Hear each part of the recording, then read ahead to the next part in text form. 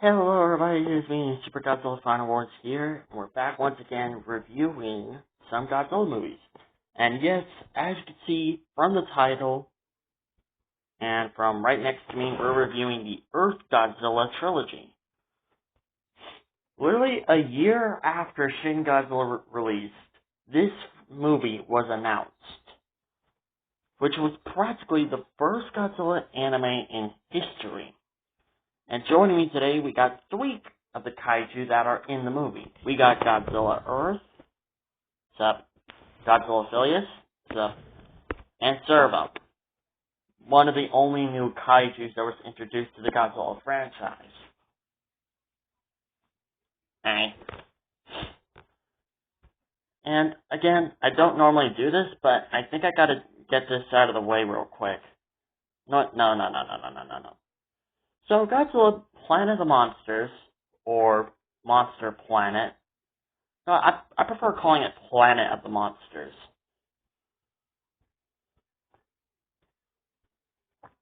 Planet of the Monsters is an okay film in my opinion. In fact, if you ask me which film of the Earth Godzilla trilogy I prefer, I'm going to point to this one. Because the first one, in my opinion, is basically the best movie out of them all. Not the greatest Godzilla movie of them all, but if you compare this to the other two films, this one's the best one. The story is amazing in this movie.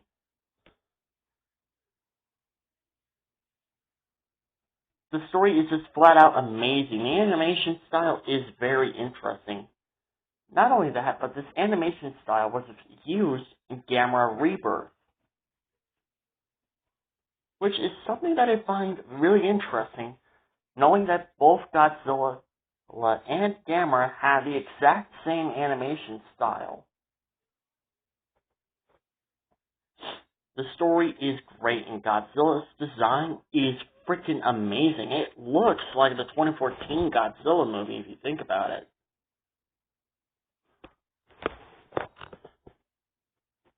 And not only that, but basically the story is just, I know I'm going to say this a lot, but the story is amazing.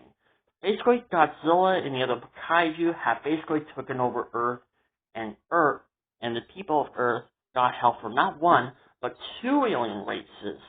And not only that,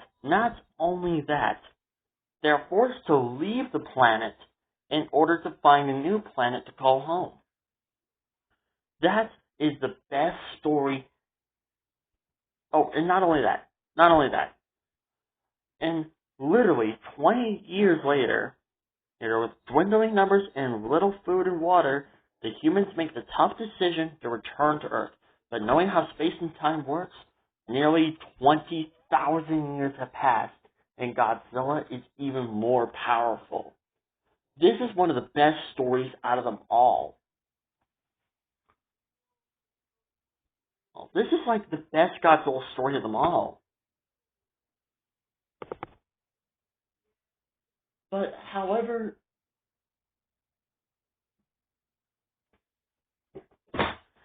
the film just kind of falls apart with its characters.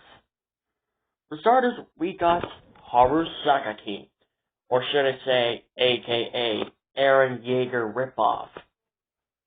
That's right, we got another character who wants revenge on Godzilla, and his story is almost the exact same freaking revenge plan as Eren Yeager. And I'm just going to address this real quick. Eren Yeager is better as a character more than Haru Sakaki, because you don't have to necessarily watch Season 4 of Attack on Titan. Go back to Seasons 1, 2, and 3, and Eren Yeager has one of the best, interesting character developments in history. It doesn't happen in one episode, all in one season. Well, practically it does. But you don't need to wait for like a whole season for Eren Yeager to have a character development. Literally, one by one, each episode goes by and you can see the character development in Eren Yeager.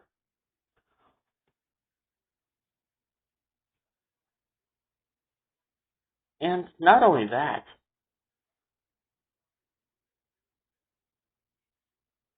it's it's just so amazing how Eren Yeager has a better character development than Haru Sakaki. Haru Sakaki's character development sucks freaking ass.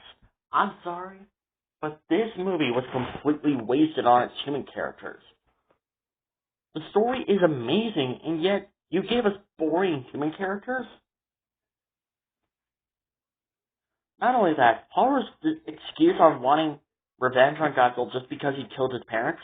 Dude, he killed everyone's parents. What makes you so special? Not only that, but in the other movies, we don't know why Haru is so obsessed on killing Godzilla. At least in the other movies, we know why that character wanted to kill. At least in the other movies, we know why a character who wants revenge on Godzilla. What?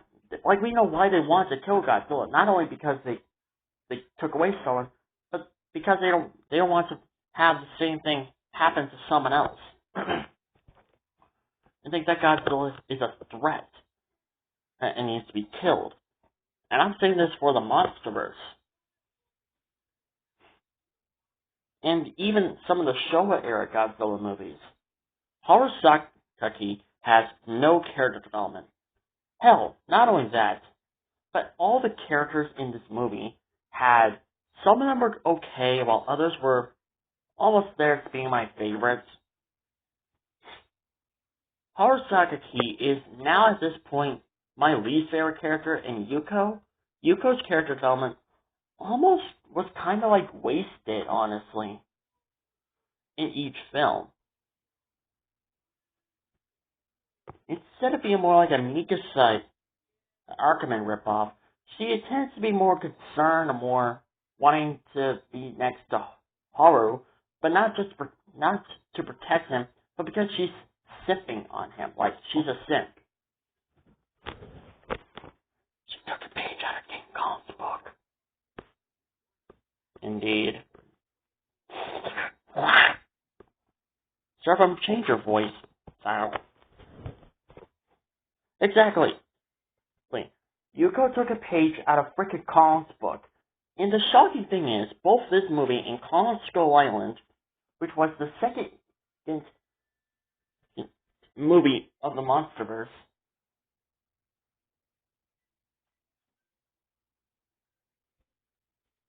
they both came out at the exact same year, 2017.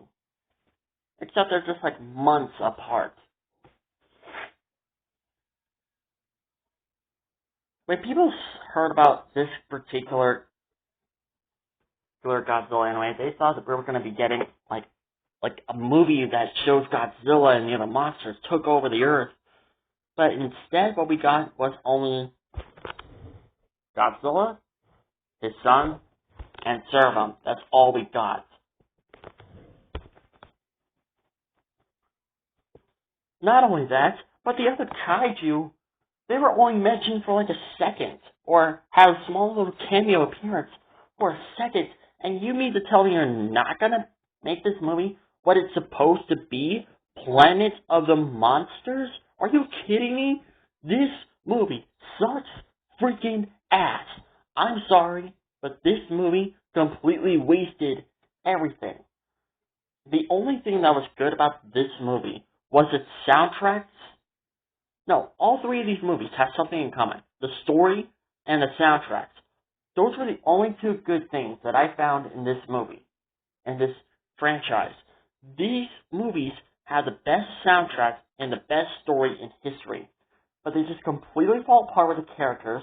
Not only that, but this film doesn't live up to the title as Planet of Monsters. Let me say this one more time. Planet of Monsters.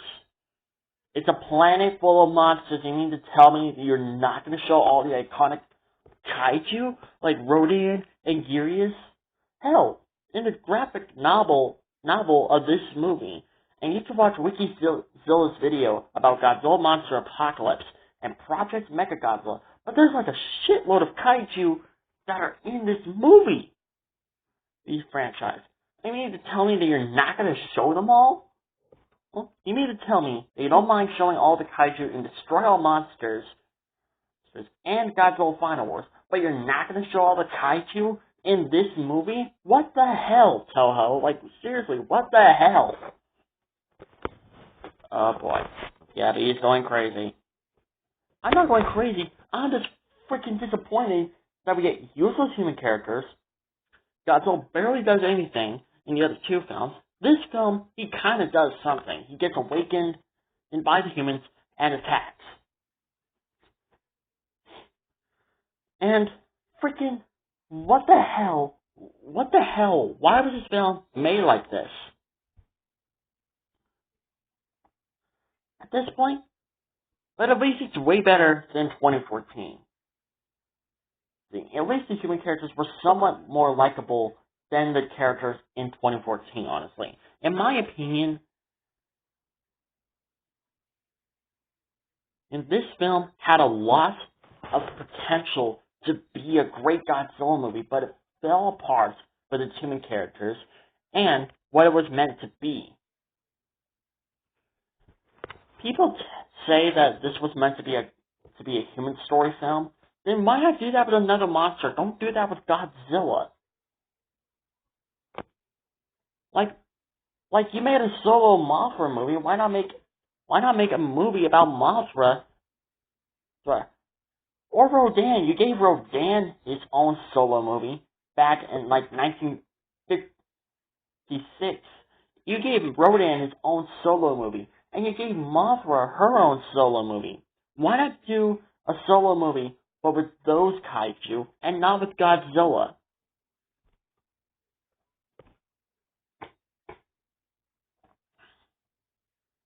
But overall, this film wasn't that bad. If anything, this film just needs some few tweaks here and there, like oh, I don't know, make make Haru Sakaki have character development. Make him let go of his anger and hate for Godzilla, and have him realize that Godzilla is practically unstoppable. Not only that, but make Haru and the other characters that we actually give a damn about. And I can't believe that my younger self thinks that this was a great Godzilla movie. This movie is on the okay list. If I were to do a tier list, this movie would be on my okay tier list. Or on the, I don't know. So in overall, I'm going to rank this movie 5.5 Golden Godzilla stars out of 10. This movie could have been better, but at the same time, it could have been way, way worse. Actually, no. I'm going to change that star rating. I'm going to give it 5.5. No, not 5. 6.5 Golden Godzilla stars out of 10. Is it because of the story, or that and the action scenes? The action scenes I actually found interesting. And I actually thought that Servum was going to be like a monster that Godzilla was going to be fighting in the film. Or Servum having abilities, because he's technically related to Godzilla. Because he has his spikes and was practical man of Godzilla. But no, he's just kind of useless and easy to kill. Oh, it's not my fault. Anyways, let's move on to the sequel. Grab Mechagodzilla. Okay.